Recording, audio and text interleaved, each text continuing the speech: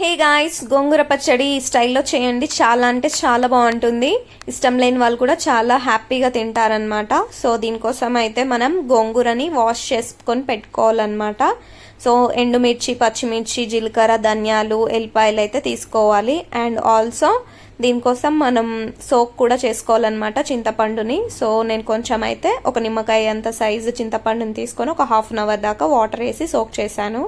So next వచ్చేసి కొంచెం oil వేసుకొని దాంట్లో మనం ఒక 10 నుంచి 12 దాకా వెల్లుల్లి రెబ్బలను అయితే యాడ్ చేసుకోవాలి. తర్వాత 5 నుంచి 6 దాకా ఎండుమిరపకాయలను అయితే యాడ్ చేసుకోవాలన్నమాట. సో నెక్స్ట్ వచ్చేసి ఒక 7-8 పచ్చిమిరపకాయలను కూడా మనం యాడ్ చేసుకోవాలన్నమాట. సో ఇవన్నీ వేగుతూ ఉండగా మనము ఒక 1 టేబుల్ స్పూన్ ఆఫ్ జీలకర్ర కూడా యాడ్ చేయాలి, క్యూమెన్ సీడ్స్ అనమాట.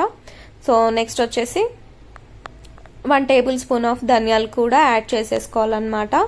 సో వీటిని అన్నిటిని బాగా దోరగా వేయించాలన్నమాట. సో ఇక్కడ పచ్చిమిర్చి మనకు కనిపిస్తుంది కదా, సో ఆల్ పచ్చిమిర్చి వేగే వరకు ఇదన్నీ బాగా రోస్ట్ చేసుకోవాలన్నమాట. ఇవన్నీ రోస్ట్ అయిపోయాక నెక్స్ట్ మనం వాష్ చేసి పెట్టుకున్న గోంగూర లీవ్స్ ఉంటాయి కదా, సో ఆ గోంగూర లీవ్స్ అన్నిటిని అయితే యాడ్ చేసుకోవాలి.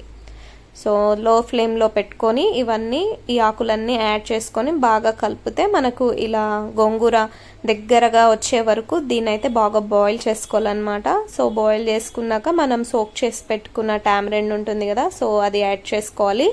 అండ్ కొన్ని పచ్చి ఉల్లిగడ్డలు అయితే దీంట్లో స్లైసెస్గా కట్ చేసి వేసుకోవాలన్నమాట. సో నెక్స్ట్ వచ్చేసి పసుపు యాడ్ చేసుకోవాలి. అండ్ దాని తర్వాత టేస్ట్కి సరిపడా సాల్ట్ అయితే యాడ్ చేసుకోవాలి. యాడ్ చేసుకొని ఇదంతా బాగా కలిపి చల్లారాక మనము మిక్స్ గ్రైండర్ తీసుకొని దాంట్లోకి మిశ్రమాన్ని అంతా పెట్టేసి దీని ఒక పేస్ట్ లాగా అయితే చేసుకోవాలన్నమాట. పచ్చడి కావాలి కదా మనకి, సో వాటర్ ఏమీ యాడ్ చేయకూడదు అనమాట. సో ఇలా పేస్ట్ అయిపోయాక మళ్ళీ అదే ప్యాన్లోకి కొంచెం ఆయిల్ వేసి రిమైనింగ్ మిగిలిపోయిన ఉల్లిపాయలు ఉంటాయి కదా, సో అవి కూడా వేసి మళ్ళీ ఇవి కొంచెం లైట్ బ్రౌన్ కలర్ వచ్చే వరకు వేయించుకొని దీనిలో పోపు దినుసులు వేసుకోవాలన్నమాట. ఆవాలు, జీలకర్ర, మినపప్పు అండ్ లాస్ట్గా కరివేపాకు వేసుకొని ఈ మిశ్రమాన్ని అంతా మనం పచ్చడిలోకి వేసి కలిపేసుకుంటే సరిపోతుంది. అంతే అండి, ఎంతగా నోరూరించే గోంగూర పచ్చడి ready. Thanks for watching. Please subscribe my channel.